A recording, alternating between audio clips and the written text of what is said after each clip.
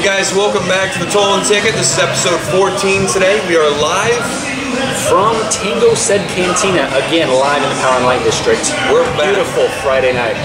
Justin Price, the priest here, representing the Edge. The Edge. And myself, Tolan McD. The big fella. The big fella. This is the news and notes segment, the first ticket of the show. We're going to be talking about what's going on this last week. We're actually recording this. What day is it today? Friday. We're recording this Friday. It's going to come out soon, but this is our week 1 podcast, so we got to start them. Sit them coming up later, but now it's news and notes time. First big thing on the docket, Aldon Smith, 49ers, suspended for 9 games. Justin, what are the fantasy implications here regarding this?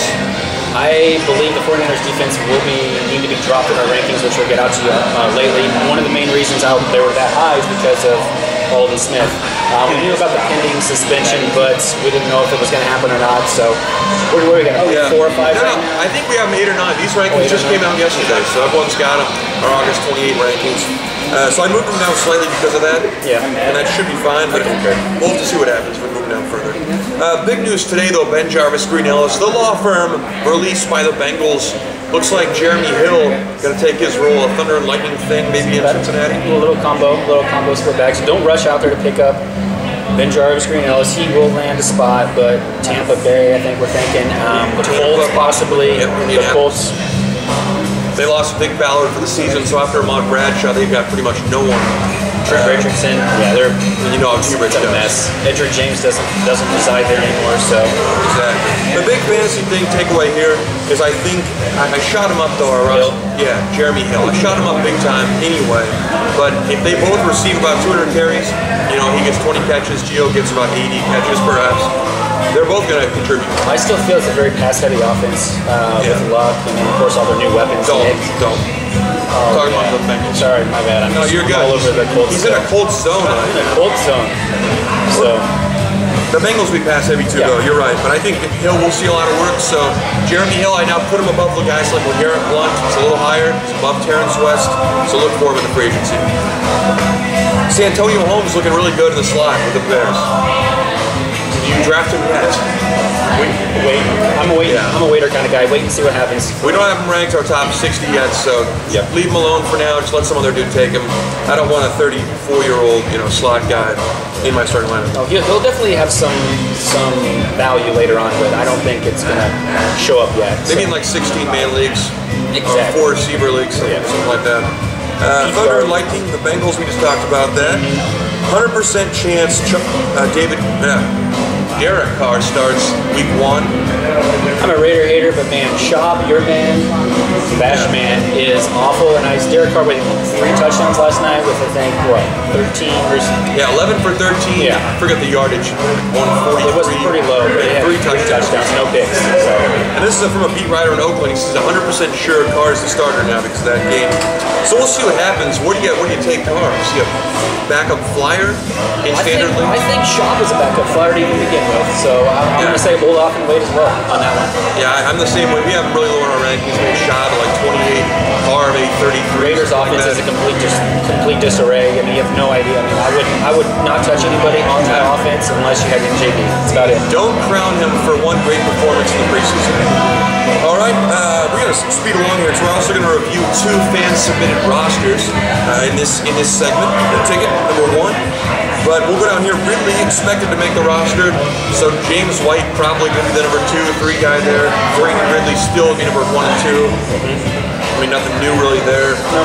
I was high on James White. He's fallen down a little bit because Ridley looks like he'll still be the number 1 aside with I disagree with you. I think Green will probably be the number 1.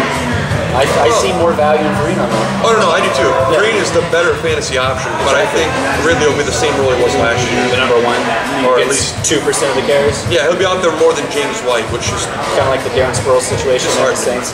Yeah, exactly. I wanted to see James White emerge, but who knows? It's still early. We'll see what happens. Jerome Simpson, 3-game ban. He won't be on any leagues. Him and LeGarrette and Le'Veon. Yeah, don't take any leagues. Let's burn through a little bit here. Terrence West continuing to disappoint. He's dropping a little bit. Terrible Browns offense. Yeah, I think the only way Terrence West makes an impact is if Ben Tate gets hurt. He looks like the second, if not the third best back on that team. The only value on that team is Ben Tate and Jordan Cameron, but they could do a lot better. So Tate looks like a stud all of a sudden. Nothing big here, I guess. Tim Wright to the Pats. Should be our last thing there. Tim Wright for Logan Mankins.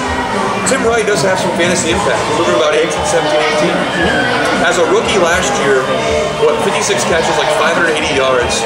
He had 5 touchdowns all in the last 4 weeks of the, or 5 weeks of the season. So. Yeah, only 5 tight ends ever in the history of football as rookies had more catches.